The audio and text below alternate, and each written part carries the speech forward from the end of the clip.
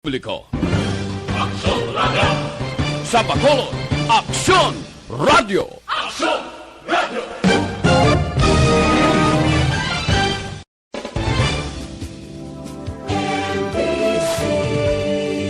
Manila Broadcasting Company.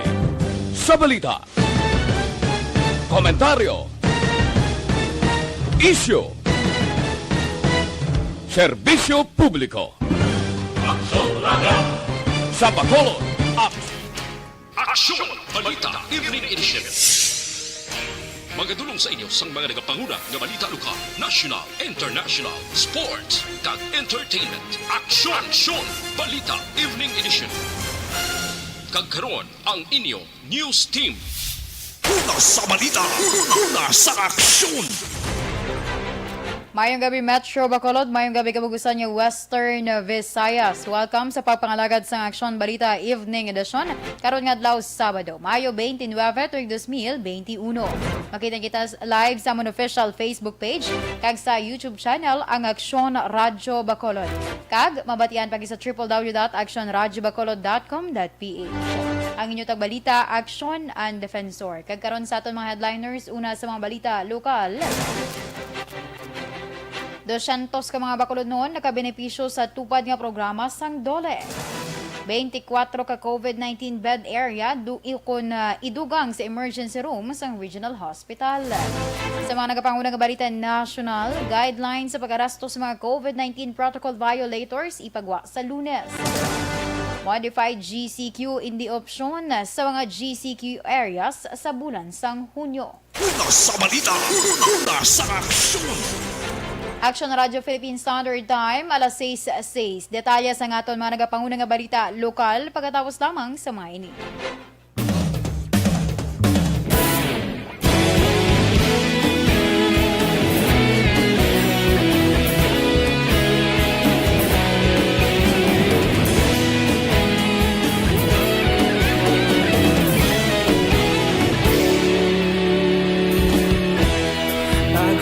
Banwa, mabugnaw nga hangin nagadapyan na ikaw nang ginapamati ang lamon ginasandigan.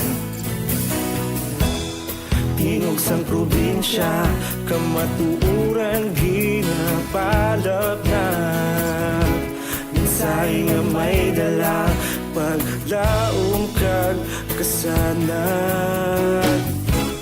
Inuig na nagligan, ikaw gihapon ang ako nga istasyon. Sa pagbudlak sang adlaw, sa pagtuhaw sang biton.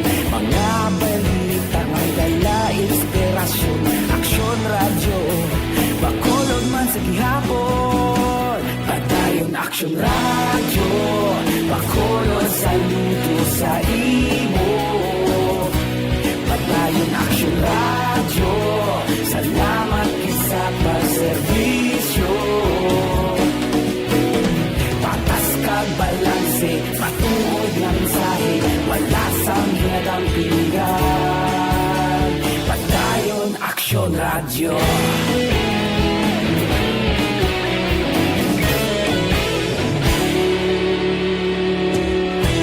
Bacolod nun kag Negros sanon, inyong pamatian. Stasyon nga nagapalaplag sang kamatuuran. Mabakod nga prinsipyo, reporter handa sa serbisyo. Kahapon, karun kag sa gihapon, kita magapadayon. Inuig na nagligan, ikaw gihapon ang ako nga istasyon. Sa pagbutlak sang adlaw, sa pagtuhaw sang biton. Mga balita na may dala inspirasyon. Aksyon Radio, Bacolod man sa gihapon. Padayon Aksyon Radio, Bacolod saludo sa imo. Padayon Aksyon Radio, salamat sa pagserbisyo. Patas kag balanse, matuod na mensahe, wala sa ginadampigan. Una sa balita, una sa aksyon. Sa Bacolod, Aksyon Radio. Una sa balita, una sa aksyon. Sa Bacolod, Aksyon Radio. Kaulog na na'y sagsang ang mga kahintangan. Responsable at pagbalita, pagdahil na ipalak na. Malasig pero sigurado, aksyon na may dala pagpalangga.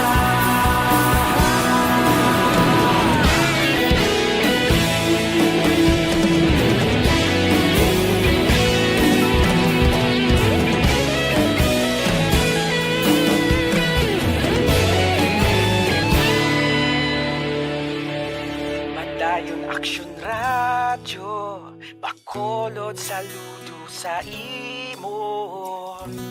Padayon Aksyon Radyo, salamat gid sa pagserbisyo. Padayon Aksyon Radyo, Bacolod saludo sa imo. Padayon Aksyon Radyo, salamat gid sa pagserbisyo. Patas kag balanse, matuod nga mensahe, walasang ginadampigan. Padayon Aksyon Radyo.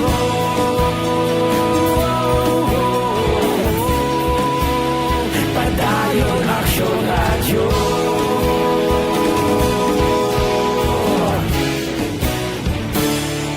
Padayon Aksyon Radyo.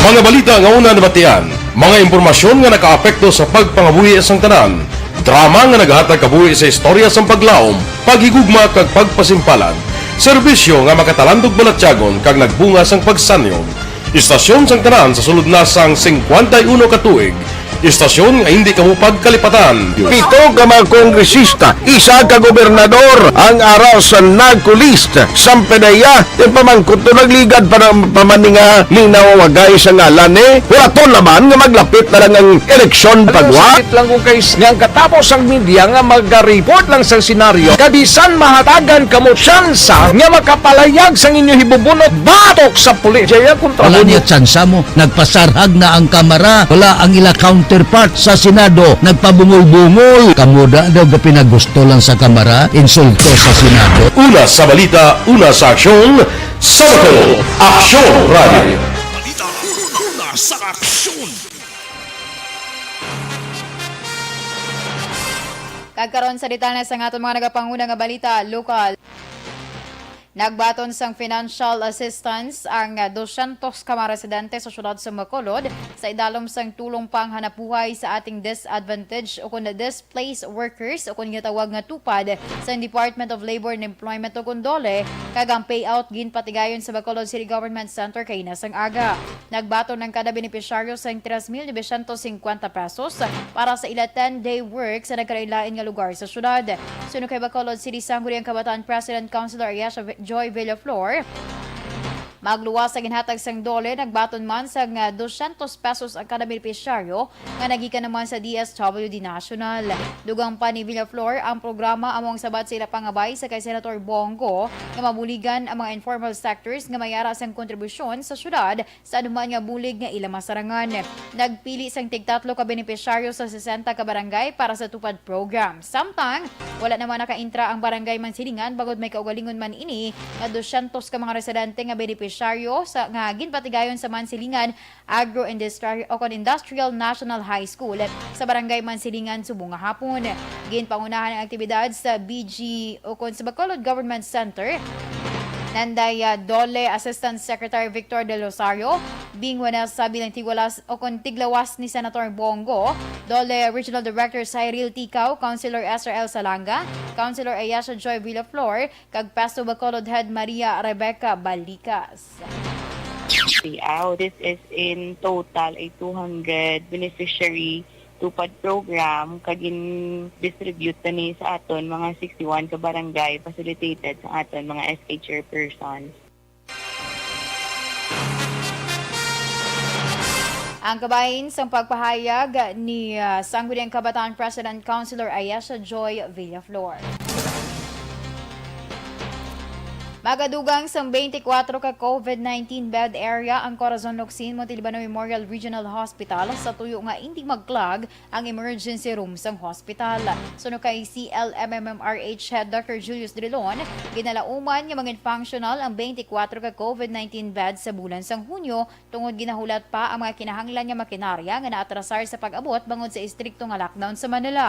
Dugang pa ni Drilon, sa karon may 26 ka COVID-19 bed area ang ER nga amo naman ang ginabutangan sa mga gina-isolate. Patag ni Drilon, importante nga madiklag ang ER agud maakomodar ang mga pasyente nga kinahanglan pa nga i-assess. Dugang pa ni Drilon, ang ER may 26 sa karon ka mga COVID-19 beds nga mo naman ang ginabutangan sa mga pasyente nga nagahulat pa sang ilang resulta sa RT-PCR test. Samtang ginklaro ni Drilon nga wala sila nagka-cater sa mild cases kag sa baylo, ila ini gina-refer sa concern para sa Bacolod EOC kag PDRMO sa Negros Occidental. Pagdugang pagit kami COVID bed area, mga siguro mga total ni 24 para hindi maklag ang ER. Kaya ang problema, ang ER mo, kung hindi mo madiklag ang ER, hindi pagit kami makapaton pagit sa mga pasyente.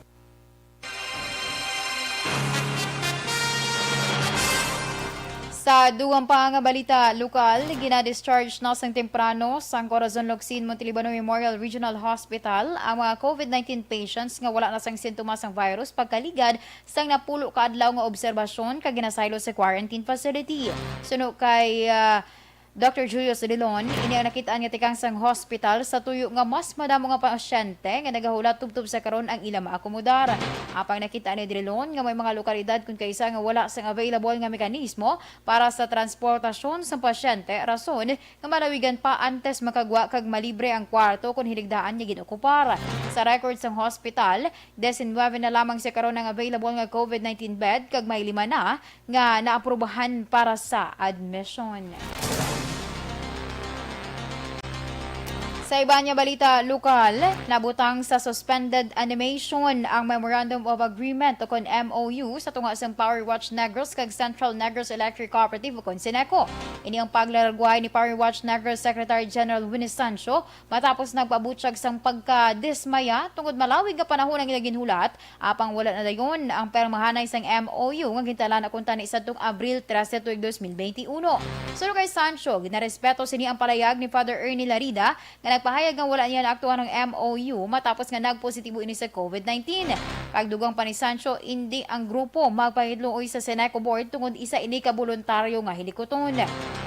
Sa piyak sinigin klaro ni Sancho nga bukas sila kung mayara na sa manifestation ang Seneco Board angot sa amo nga issue. Ang amo niya pagtanaw nga ang Memorandum of Understanding was put in a suspended animation. Huwag kami kabalo kung ano matabo, sugin pakamayo na lang namon nga tapuso na ang amon pagulat. Ang kabahin sa pagpahayag ni Winnie Sancho sa Power Watch Negros. Nagpanugyan si Dr. Zepard Gerhard Kailian sa Provincial Disaster Management Program Division sa publiko nga mangin mahinalungon sa subong nga maulanon nga panahon. Suno kay Kailian, masami nga nagabaha na ang mga kasubaan, landslide kag pagsaka sang tubig kung tuman kakusog ang ulan. Dugang pa sini bantayan sa mga ginikanan ang ginakabataan kag hindi pagtugutan nga magkadto sa suba bangod sa masami nga nagakahitabo nga lumos. Samtang ginamonitor sa karon sa PD-MPD ang duha ka mga low pressure areas sa luwas ng pungsod nga posible magsulod man sa mga masunod nga inadlaw. Una sa balita, una sa aksyon. Aksyon Radio Philippine Standard Time, alas 6:18. Detalye sa nga itong mga nagapangunang nga balita nasyonal pagkatapos lamang sa mga ini.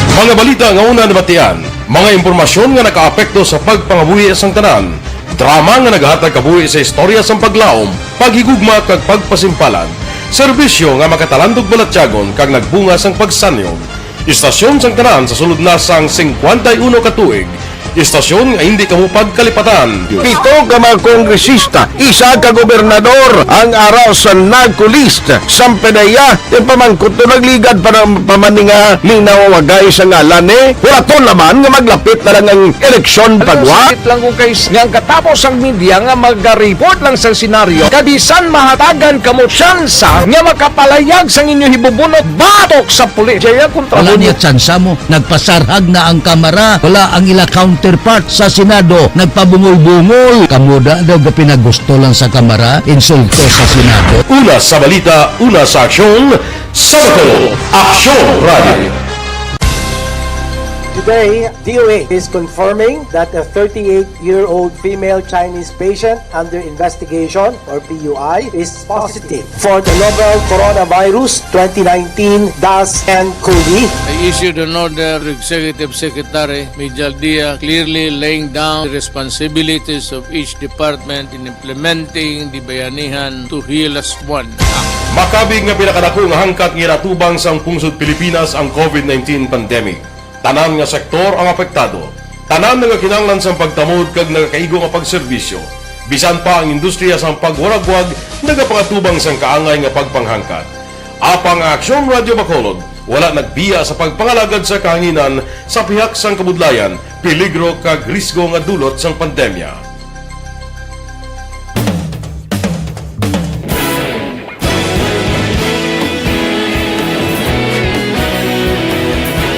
Sa sunod na sang 51 katuig, nasaksihan ang dedikasyon sa Aksyon Radio Bacolod sa pagdulong sa mga balita kag impormasyon para sa interes sang mga pumuluyo. Pila na ka henerasyon ang nag-agi, komitido sa gihapon ang Aksyon Radio Bacolod nga mag-alagad sa kahanginan nga tampad, wala sang ginadampigan kag ginahalungan ang kamatuuran. Sa tunga sang mainit nga away sa politika, ang istasyon nagapabilin na nga patas sa pagtalakay sa mga isyu kag problema. Bilang tagbantay sa kamatuuran, ginatagan sa importansya ang tawhanon nga kinamatarong kag nagakaigo nga proseso agud mawaragwag sang husto ang balita kag malikawan ang paglapta sang sala nga impormasyon. Sa pagluntad sang kalamidad, gindulong sa inyo ang sitwasyon sa palibot kag padayon nga nagahatag sang pahanundom agud maluwas ang kaugalingon, ang pamilya, kalakip na ang tanan nga kaaksyon. Sa tion sang kasubo, nanari-sari nga mga matahom nga drama ang nagalingaw sa inyo. Ang inyo reklamo amon ginpamatian kaginhatagan sang aksyon.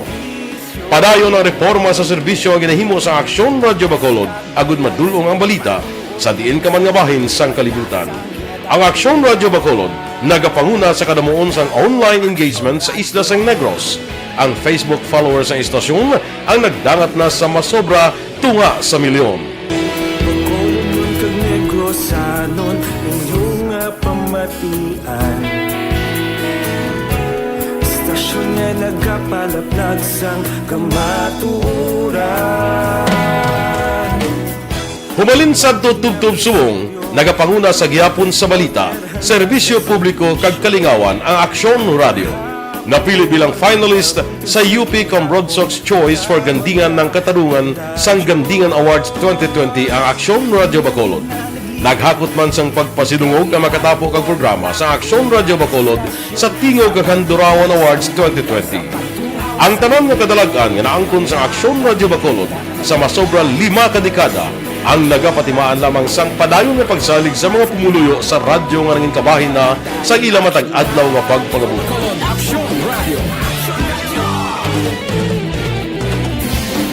Una sa balita, una sa aksyon, sa Bacolod Aksyon Radio. Ikaulog na na'y sagsag ang mga kalintangan. Responsable ang pagbalita, pagdali na Na morning, bilog nga dakpanwa sa Bacolod, bilog nga probinsya sang Negros Occidental. Aksyon Hotline. Mayad-ayad nga aga sa liwat sa aton sining nga magkaaksyon nga nagamonitor na karon nga aga sa aton. Maayong udto Pilipinas, Aksyon Balita Banat Bulig. Una sa aksyon.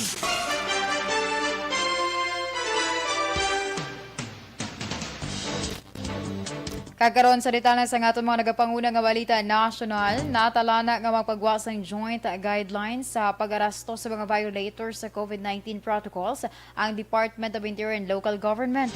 Suno kay Interior Secretary Jonathan Malaya, posible sa Lunes matapos na ang legal review kag pwede na maanunsyo nga aprobado na ini. Dugang paniwalaya, kinahanglan pa nga permahan ni DILG Secretary Eduardo Año kag ni Philippine National Police Chief of Police Guillermo Eleazar ang nasambit nga guidelines.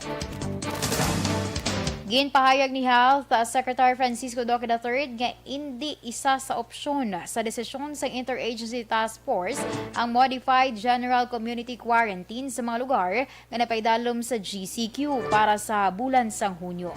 Suno kay Duque, hindi pwede nga mag-MGCQ. Rason nga pag-istoryahan pa sa Lunes ang final recommendation antes rekomendar sa Talk to the People program ni Presidente Rodrigo Duterte. Ginpatag man ni Duque nga ang gulpi nga pagsaka sa kaso sa COVID-19 sa daily tally sang DOH ang bangod sa nagapadayon nga community transmission sang virus.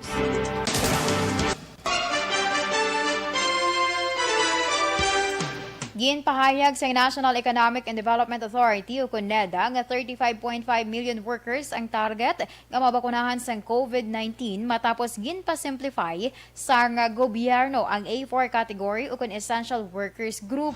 Suno sa NEDA, malapit sa 13 milyones ka mga additional workers sa NCR Plus 8 ang tutukan sa first phase ng vaccine deployment para sa expanded A4 group.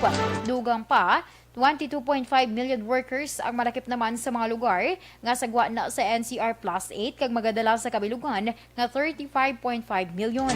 Sa Biyernes, ginanunsyo ni Presidential Spokesman Harry Roque nga ginpa-simplify sa Interagency Task Force on Emerging Infectious Diseases ang A4 category agud ilakip ang tanan niya government kag private sector workers, informal sector workers kag mga nagatrabaho sa private households nga kinahanglan mag-report physically.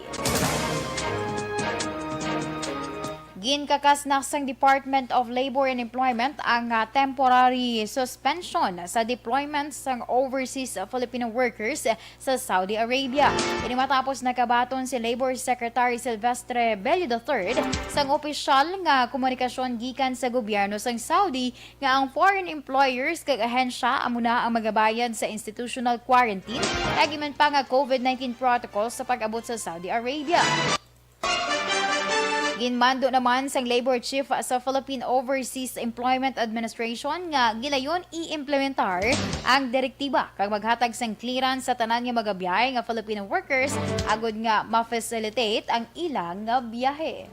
Sa balita, sa aksyon! Aksyon Radio Philippine Standard Time alas 6:27. Kag inyo ginpamatian ang kamugusan nga detalye sa aton mga natipon nga mga balita. Diri lamang sa Aksyon Balita Evening Edition karon nga adlaw Sabado, Mayo 29, tuig 2021. Sa liwat ang inyo tagbalita, Aksyon and Defensor. Una sa balita, una sa Aksyon, sa Bacolod, Aksyon Radio. Aksyon Radio! Manila Broadcasting Company.